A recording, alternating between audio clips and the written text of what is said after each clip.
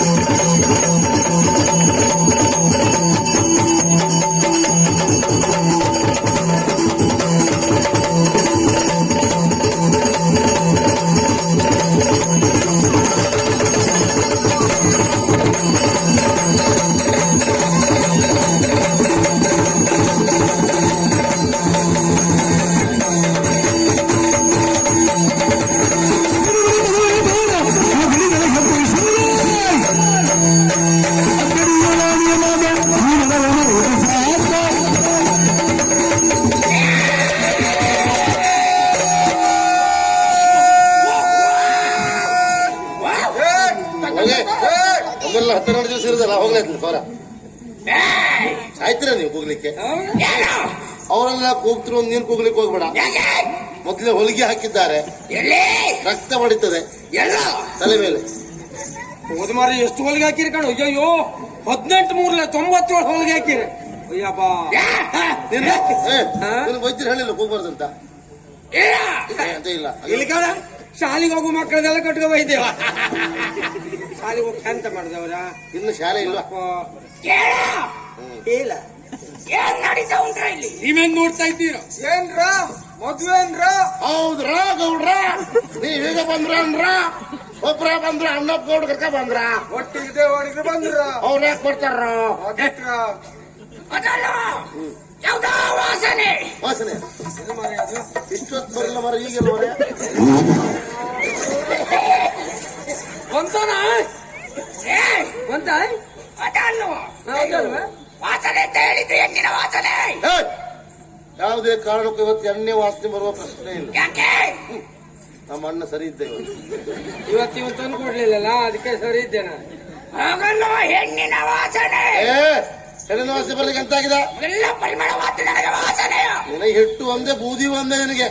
ಆಗಲ್ಲ. ಯಾರು ನೀನು? ಇಷ್ಟೆಲ್ಲ ಹೇಳುವ ನಾನು ಯಾರು? ಕೊಂಡಾರಣ್ಯ ಮಧ್ಯದಲ್ಲಿ ಅಲ್ಲೇ ಅಂತ ಮಾಡ್ತಿದ್ದೆ. ಸಿಂಗಮಣಿ. ಸಿಂಗಮಣಿಯ? ಯಾವ ಜಾತಿ ನೀನು? ಯಾವ ಜಾತಿ? ಅದಲ್ವದು.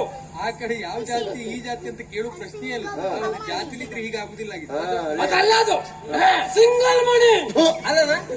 ಸಿಂಗಮಣಿ ಇರ್ಬೇಕು. ಇವು ನಮ್ಮ ಜಾತಿ ಹೌದು.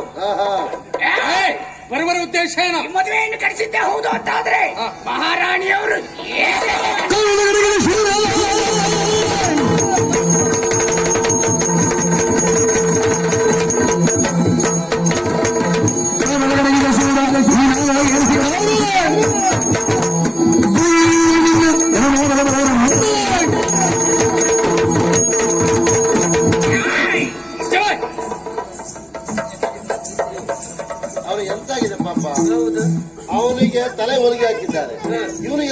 ಹಾಕಿದ್ದಾರೆ ಅಂತ. ಯಾಕಪ್ಪ? ಅವ್ನು ನಡೆಯುವುದು ನೋಡಿದ್ಯಾ? ಪಾಪ ಮರಿ ಮಾಡ್ಕೊಂಡು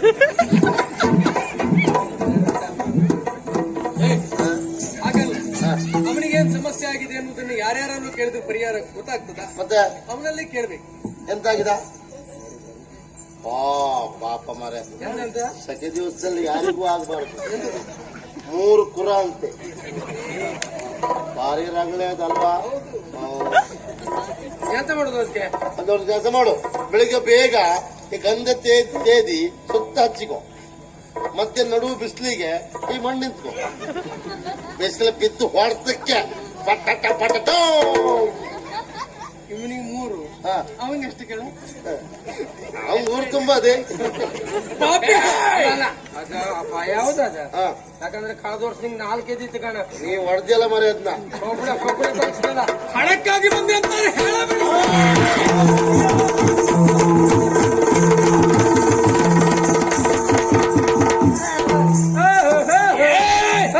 ಪಾಪಿ ಮಗನ ಕೊಲ್ತಾನೆ ಈಗ. ಹೆಂಗ ಕೊಲ್ಲೋದು? ಎಂತಕ್ಕೆ? ಅಧಿಕ ಪ್ರಸಂಗಕ್ಕೆ. ಎಲ್ಲ ಇರಲಿ. ಯಾರ? ಅಯ್ಯಾಡ, ನೀ ನನ್ ದೊಡ್ಡಣ್ಣ. ನೀನು ಯಾವತ್ತಿನ? ನಾನು ನಿನ್ನ ಕಟ್ಟ ಅಭಿಮಾನಿ ಅಣ್ಣ. ಹೇಗೆ? ಇಲ್ಲಡು, ನಿನ್ಗೇನುಂಟು ಮಧ್ಯದಲ್ಲಿ ಮಾತ್ರ ಹೀಗುಂಟು, ಹೌದಾ? ಅಲ್ಲೇನ್ ನೋಡ್ತಾ? ಇಲ್ಲಿ ನೋಡು, ಇಲ್ಲಿ ಅಂತ ಇತ್ತು ಈಗ. ಇಲ್ಲಿ ಅಂತ ಇಲ್ಲ ಇಲ್ಕ, ಹೌದಾ?